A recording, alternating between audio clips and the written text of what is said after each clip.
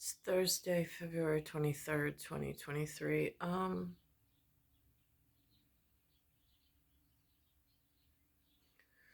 of doing just a personal assessment on like where are we now? Um, Floating around is this multiple worlds theory, the horizon, as the horizon moved away and this dark space enveloped between where my bubble is and where the moving horizon is and what's filling in that space via algorithm or whichever, I'm not sure, pushing me further into what feels like a problem. Um, I'm looking to familiar faces. Um, Former Vice President Mike Pence being one of them. He was up at a podium. He was in the White House. He seems to be of importance and influence. Um, so I'm listening with a keen ear to what he has to say.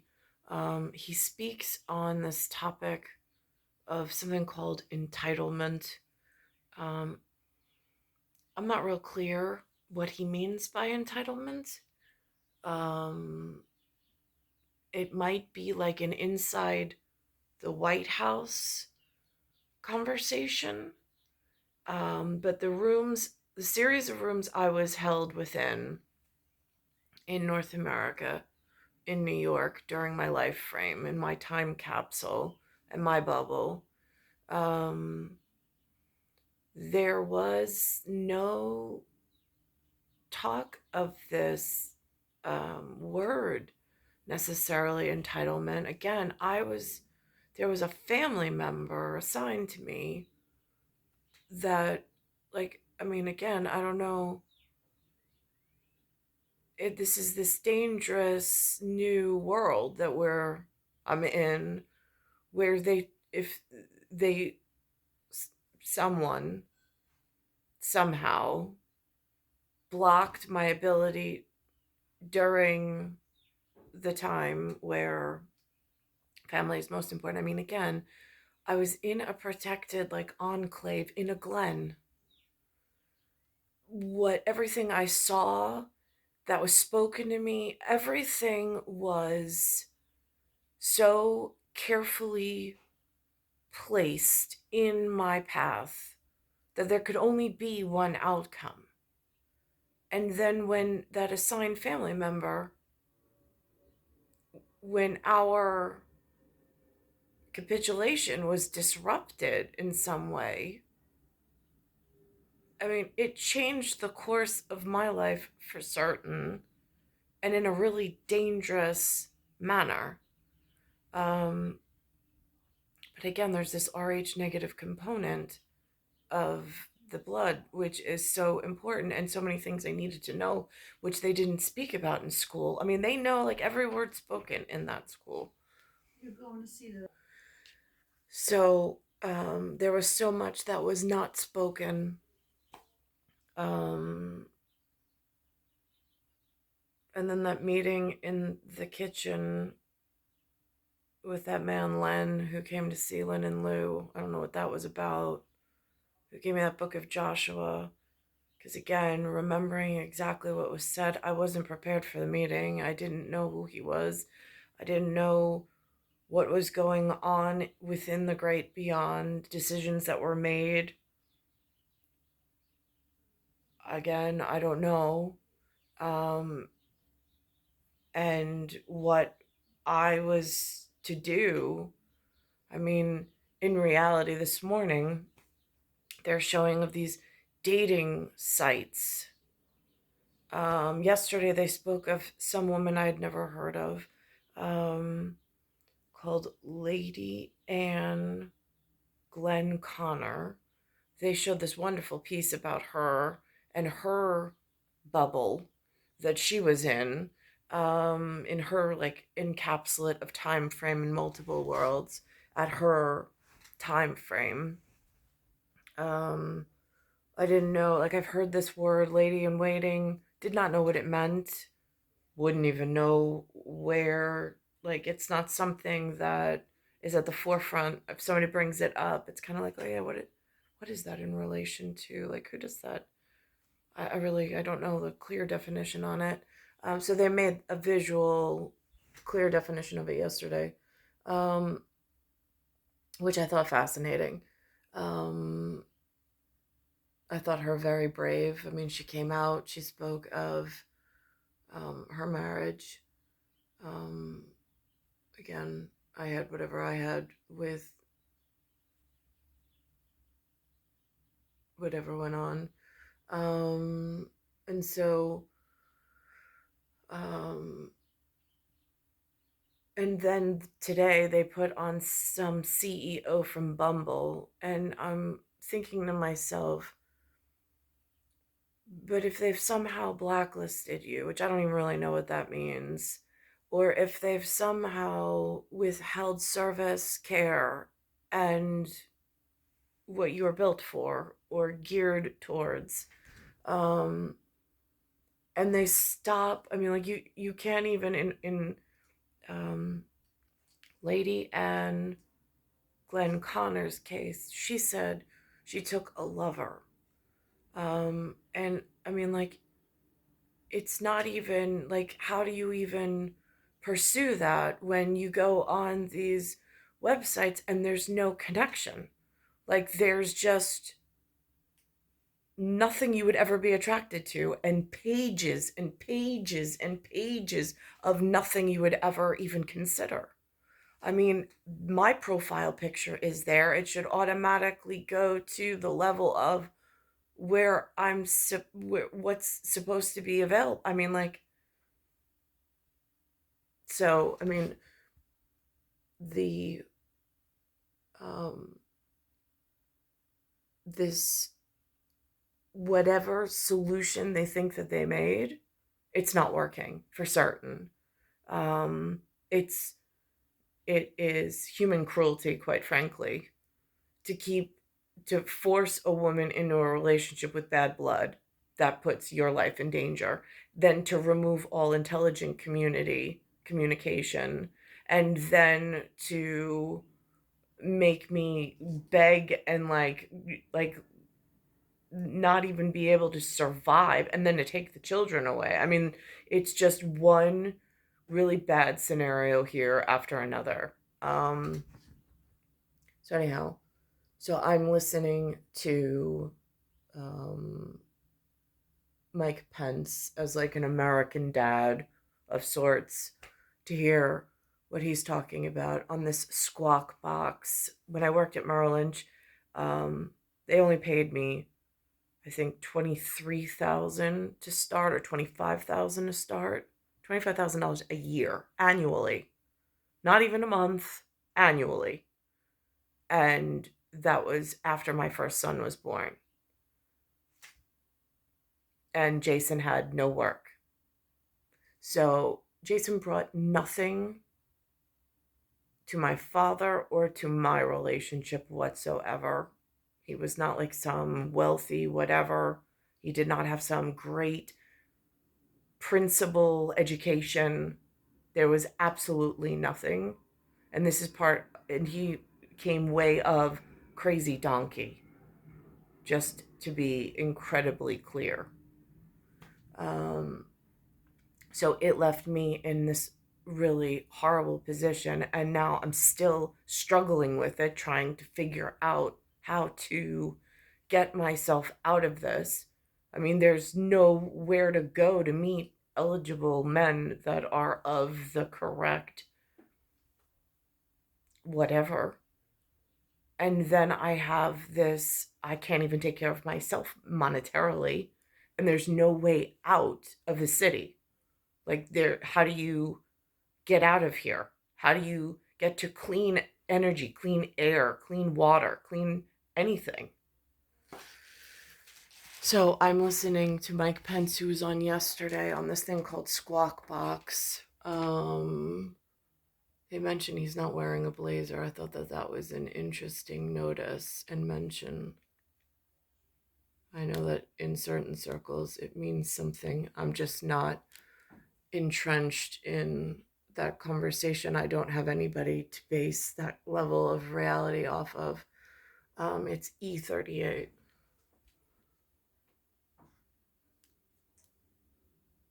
For what we think, right, the feds are just to keep us all guessing. Although they want to show transparency, but they don't want us to know too much. We're starting this hour with a special guest, Mike Pence, former Vice President of the United States, and you think about what would be fair game to talk about, and it's like this. But this is Squawk Box, so we're like this. We got 20 minutes. We're not going to finish what I want to talk about, but most of it we're going to stay in our lane in terms of money, spending, inflation, recessions. Does that sound good? That's why we love Squawk Box. Good to see you, Joe. Nice to see you. Yes, thank you for coming in. Thanks for and no blazer. He's playing along with us Because we're going to solve. we'll roll up the sleeves. It's a working breakfast. It's a working Squawk breakfast. The debt ceiling, front and center. Both sides seem to be entrenched. I understand both sides. I think during the Trump administration, Democrats voted for clean raises. From time to time, they say, "Why not do that now?" That's what the president wants. But I can see where Speaker McCarthy says, when do we get a chance to really, focus on these huge debt issues that we have? Now is the time to do it, or we'll get another omnibus bill in December that we can't control.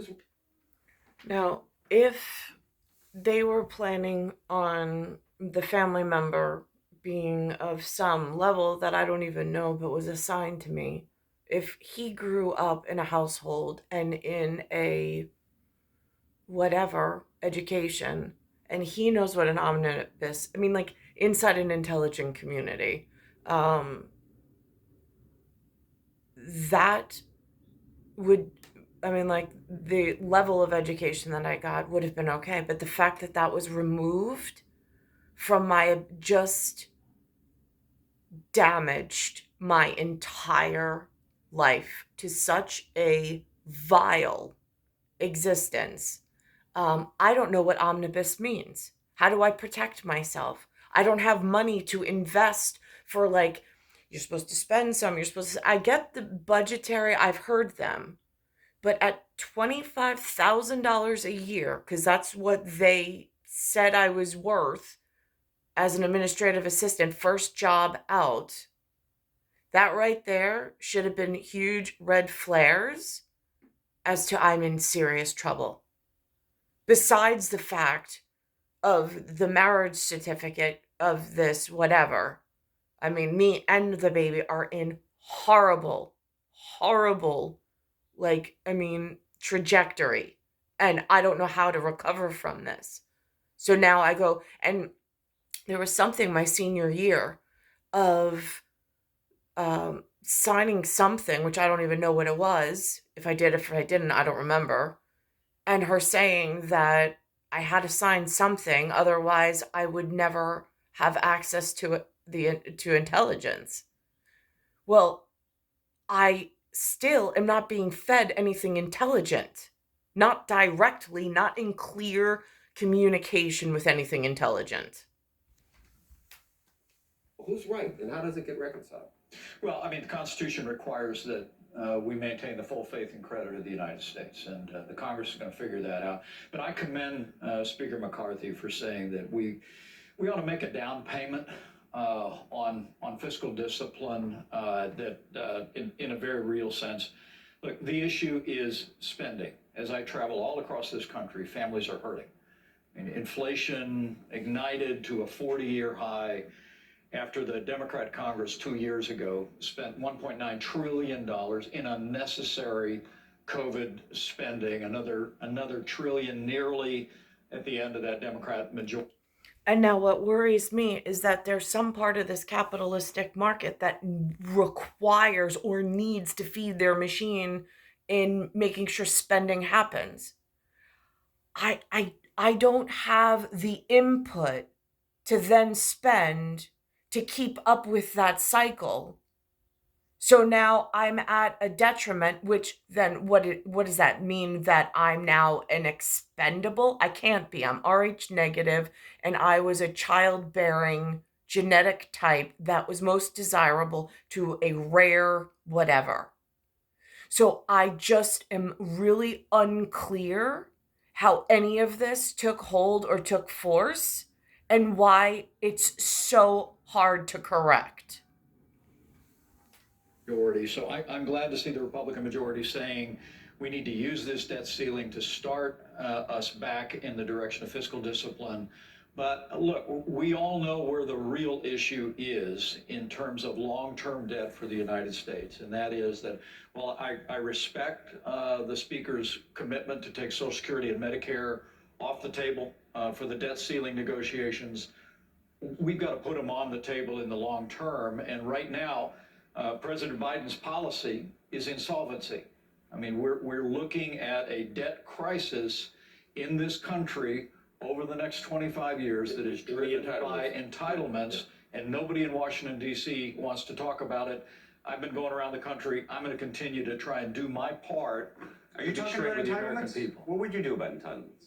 Well, I think first and foremost, you have to explain to people what's going on. We got a $32 trillion national debt right now, Andrew. Having a national debt the same size as our nation's economy is unsustainable. Last time, I don't know what in the series of rooms that they called education at the Ivy League, whatever, that campus that I was on, they did not speak of something called entitlements. I don't know what that means. They did not say the word omnibus as a bill. I have no idea what that means. I mean, again, even some of the governmental words, they were not in a vocabulary list that was in this constant conversation. time that happened was right after. Oh, I don't disagree with you. I'm just curious, what's on the for you on entitlements? What's on the table? Well, I think it begins with education. It begins with having the American people understand that it doesn't stop at 32 trillion. I mean, when you look at the deficits that are projected over the next 30 years in Social Security and Medicare and other areas, it's about another $120 trillion. I mean, literally, I just had 2 granddaughters born 2 weeks ago in 2 days. Our family's incredibly blessed. Well, then here's my question to American Dad, former Vice President Mike Pence. What would you do if your 2 granddaughters' only way to meet somebody was online? Your social networks just disappeared. Everybody and everything that you ever were loved and excited about just disappeared. Now it's just you and those daughters, and they have to try to find a life partner and a way in the world. And then whatever's controlling the back end of the internet decides to not comply, unbeknownst to the front end user, and just misroutes. I mean, resume, for me, it's been years of resumes going into the great internet and it not getting anywhere. I even had, I think, a US rep called me once and said to send it directly to them, which I did. I emailed them my resume, and then I never heard anything. I put in applications on this US something website, and I never got a call in or a call back. I mean, this is a major problem for meeting people, for having any type of social network, for any type of life-sustaining community, to even get into some form of, if somebody else has a family member who's in the intelligence community, to even get updates. What products are found to be dangerous? Are there product recalls? Is there a movement into the neighborhood that might be dangerous? Are there fighting tribes? I mean, I live in metropolitan city in New York.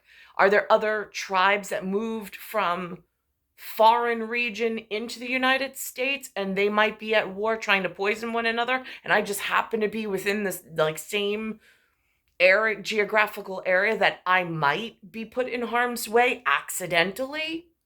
I mean, like, how and like where do I go for that level of there's things that you need to know in order to stay alive.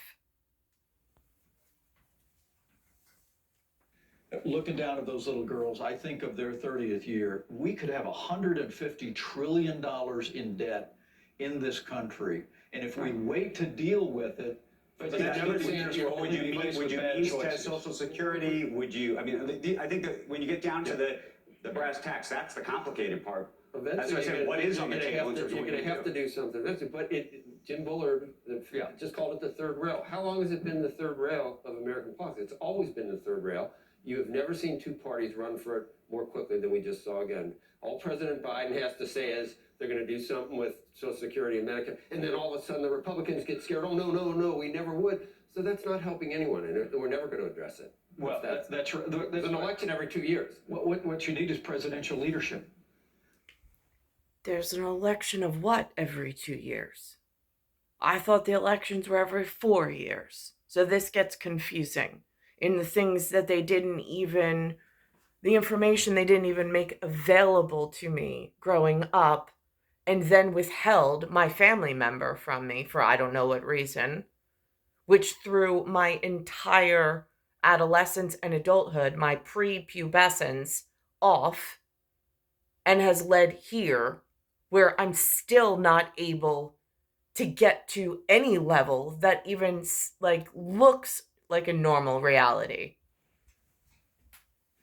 And the fact is that President Biden is abdicating his opportunity to provide real leadership and say, first, Andrew, and I'm not dodging at all. There's lots of good ideas to solve this that are common sense, that don't impact people at the point of the need, that don't affect anybody that's going to retire in the next 25 years. I mean, you can phase in, just like Ronald Reagan and Tip O'Neill did 50 years ago. They raised the retirement age to 67. They made Social Security solvent until 2009. Even though I had some fitness, whatever, from the Ronald Reagan, whatever, which I don't even know how to like explain that. And there are people that know whatever it meant. I have no idea what a Tip O'Neill is or a Ronald Reagan, because that wasn't the name was very, spoken of throughout my life. I know he existed. I know he was a president. I know he was incredibly important, but the ins and outs were not spoken of necessarily. There are things that you can do in personal savings accounts in the long term, allowing younger Americans to get a higher rate of return, which you all talk about the great American economy every day. But these are all ideas. The first job is to be straight. The second job is the natural follow-up, I think, for either a critic or just anybody sort of playing devil's advocate would say, you know, during the time that you were in office and President Trump was in office with you, this was not something that was either accomplished or even attempted. Why? Yeah, well, when we came into office, we'd just gone through the slowest economic recovery since the Great Depression. Our first objective was to get the economy moving again, and cutting taxes, rolling back regulation, unleashing American energy, it all worked. When you go, Again, his lips move, and not to be disrespectful, but I have no idea what the words coming out actually mean. I didn't have access to the words while they claim they were doing things. I have no way to check to see if any of that is even, like, I have no way to vet that information. It's just hearsay on the television. I'm assuming it's correct, but I, again, am stuck in this position. I really have no idea. So I'm going to go from that to this lady and Glenconnor, and then I'm going to go to the modern, I don't know if they call it a solution for women, but it's not a solution that's worked for me at all. It has not produced any results that were acceptable in a sense of long-term sustainability and with getting me to the correct, like if stepping stones or whatever, I don't really know. But I mean, they haven't even provided like anything, not for employment, not for companionship, not for anything. It's been a series of like worse outcomes that are just making my life a living hell on a whole nother scale. So, same day as that squawk box with former Vice President Mike Pence, is this piece. It's a CBS Mornings E38. Squawk box was also E38. There's symbols in importance with those two numbers for me. And so this is this piece on Lady Anne Glenconnor. As ancient tradition demands, by the bishops of Durham and Bath and Wells. Now, this level of information also was not accessible inside of the series of rooms that I was in. They were not teaching any members of, I think they go off of a parliament system. That again would be a complete guess because I don't know the difference between parliament and government. I don't know who any of these characters of importance are within where my bubble arrived. They were not passing this level of genealogy, heraldry. I mean, it was withheld from my person.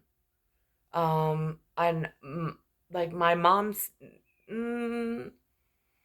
but like again, I don't even know what the words are to construct questions to then go seek things out myself. It's almost like what it falls in the realm of you don't even know you don't know this information growing up. But like if this is a level that could be helpful as a child here, you don't even know that you don't know that they exist. Like it's not even a I know that I don't know. It's just I don't know what I don't know that I don't know. Like it's not even on radar at all. It doesn't come up. Goes to the altar. There, laying her hand upon the Bible, she reaffirms her oath. The late Queen Elizabeth's coronation in There's no talk of social structure. There's no talk of cosmology, astrological stuff. Inside with Judy, we used to go through the TV guide. And she, before I entered school, was going through something with me when I got to go see her, which was helpful.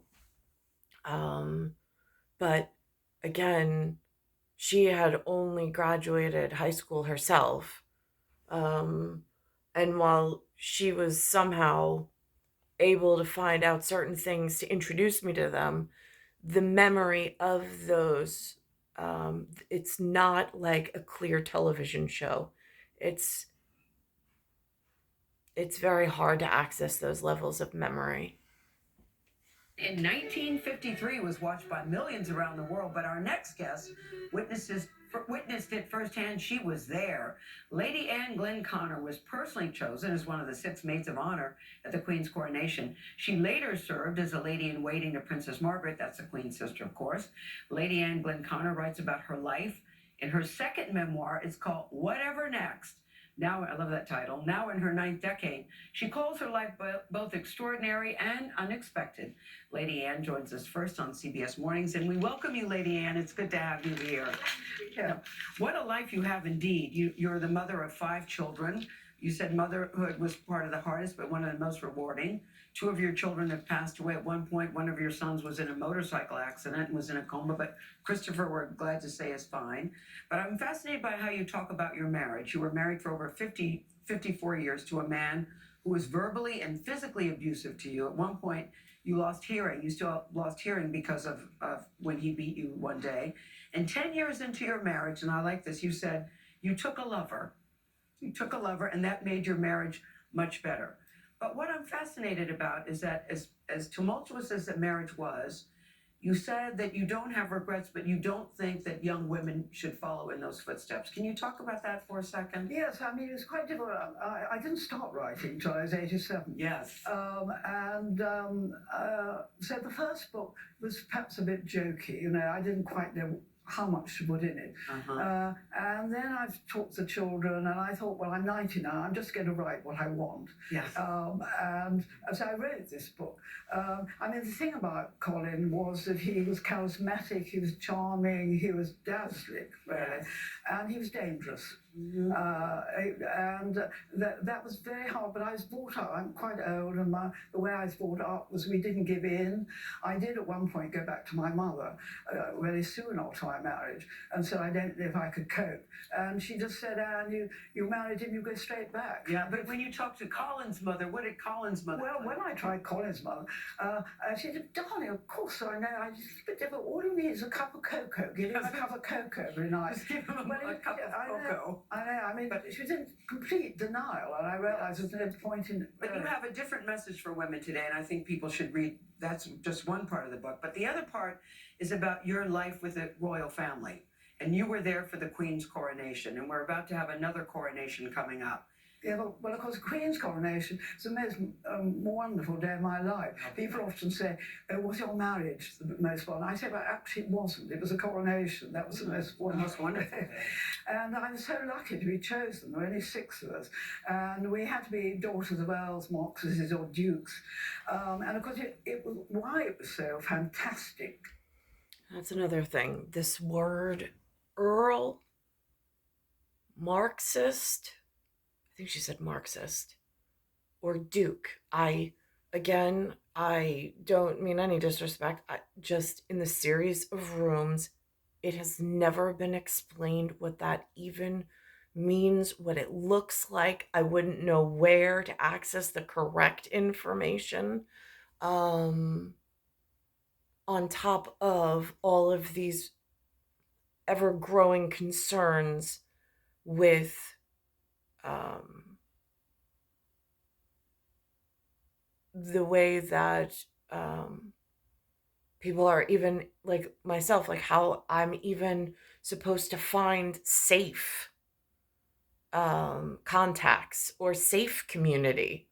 I mean, it's just, there's been like, it feels like there's been no safety net built whatsoever. The Queen's coronation, because we'd just been through a war. I mean, there was rationing, there was, very little electric light, no clothes. We had coupons, and suddenly this beautiful young queen, and it was the beginning of the sort of wonderful Elizabethan age, and people were thrilled. And of course, to have such a beautiful queen. You knew her entire life, nearly her entire life. Who was she to you? Oh, sorry, what was she? Who was the Queen to you? You knew her. Well, you see, my parents, my father had been an equerry to the Duke of York before he became king, and my mother was actually a lady-in-waiting. I knew the Queen and Princess Margaret when they were children, because we lived quite near them in Norfolk. And I remember the first time I met Princess Margaret, I just knew she was the sort of one that going to be a naughty, wonderful friend.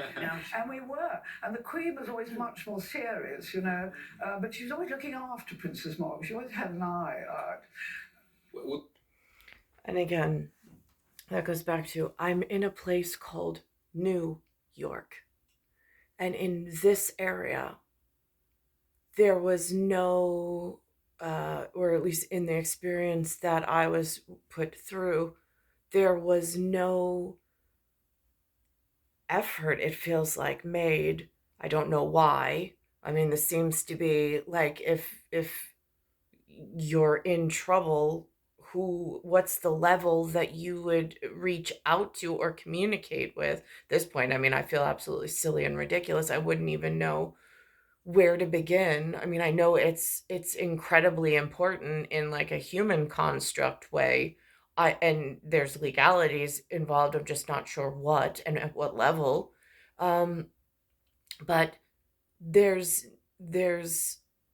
just not this chatter. Like the rooms that I've walked into, haven't even had conversations that were started to even, like, I mean, to learn about things that I should be curious about, things that I should be looking for. I mean, all of that's been taken in this modern age. I don't know by whom.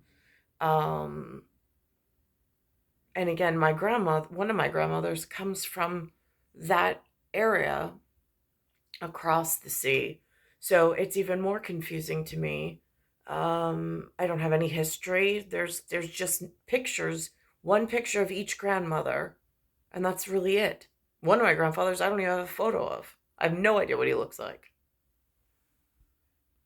And now in this day and age, with however they've revolutionized or rebelled their way into whatever this is in this area, um, the episode E39 listens to a modern woman who works for something called a Bumble. They have some research institute called Pew, who surveyed, I don't know who. I wasn't asked, I wasn't called, I wasn't asked, I wasn't surveyed ever on what my social status was online prior to having to open this YouTube channel and get my whatever out, for hope that maybe somewhere, it's almost like I feel like this is my golden record that I inscribed, sent into outer space like the NASA astronauts did in the 70s to see if there's life out there somewhere. Like that's what I feel like my YouTube channel is. Just maybe there's life out in the universe somewhere that still cares. Look, I spent half of last year creating an algorithm that trolls dating apps for the best candidates and downloads them into an Excel spreadsheet, so I know what I'm looking for. I don't have that level of expertise. Computers are not my thing. I try to stay away from them as much as possible. I don't know anything technology. I missed that wave of whatever. It was not something that they career tracked me into. Um, and so, I mean, I'm not, this comes How to Be Single and Warner Brothers. I don't even know if that's a movie, is that a TV show? I'm not sure. But this is their spoof on how like a modern woman is. Yeah, I don't qualify for that. Again, like 1978 calling. I don't know who they're trying to say that is, but as a woman trying to find somebody, something tangible and something real with somebody else. I mean, I tried eHarmony, I tried Match.com. Both of them failed completely in providing some form of sustainable relationship, even by like personality profile and whatever. I mean, it was on the internet, but again, goes back to like the resume for trying to find work just so I can, simple things, beauty care, a membership at a gym so I can maintain my health. Simple things. I'm not even able to provide for myself. Clothing. I can't even buy. I'm wearing a cap because now I have whatever going on and I'm unable to get my hair done. I mean, it's vile. That's not weird at all. Not at all. That's one dating strategy from the movie How to Be Single. A new Pew Research study says this, that 42% of adults believe online dating has made finding a long-term partner easier. But I find that the finding a long-term partner is just as difficult because whoever is allowing the algorithms to be run to match up, like facially correct for my genetics in Rh negative, which is already on a database at some medical facility. So I know that it's in like the whatever of could have crafted my 20s, 30s, and 40s very differently. But for some reason, they denied me access completely to anything that I was deserving of, and instead put me into a deeper crevasse, into this disgusting, foul whatever. Americans are still split on whether it's a safe way to meet people. You've heard the horror stories, but you've also heard the gazillion success stories too. The popular dating app. I have not heard one success story. Just haven't. App Bumble puts women in charge of making the first move by sending a message to a match. After launching back in 2014, it has more than 100 million users worldwide. Wow is right, Nate. The platform just released its financial results for 2022, and revenue was up nearly 19% to more than $903 million. Bumble founder, who's the genius behind all this? This is CEO Whitney Wolfe Herd. She is the youngest female CEO of a publicly traded company. I'm happy to say she's 33. I like it. She joins us for her first interview after the company's 2022 earnings report. Hey, Whitney, congratulations and bravo. You must be floating today. Oh, thank you. You We're must just be- so happy to be here. No, we're so glad you're here. Revenue's up 19%. We've seen all the layoffs in businesses and major companies that have had a lot of layoffs. That seems to have eluded you. Why? I think, we're in the business of love, and the demand for love and the need for connection on a global scale gives us a great foundation for a business. And then when you layer that with our team's commitment to safety and authenticity and really putting women at the center of the experience and really, building what they want, I think that has given us great runway. But for the first time, you've appointed a general manager, and I thought, does this mean Whitney's stepping back? Is she taking a lighter role in the company? And you said no? No, definitely not stepping back, not a lighter role. We are. She's a self-made billionaire. While I'm struggling even getting an annual salary, we have billionaires being made out of thin air. And the dating app, unless this black cloud that I don't even know what's involved in it, and whatever this black list is that I don't know what's involved in it, I mean, it's really life altering it's unacceptable. Like there's human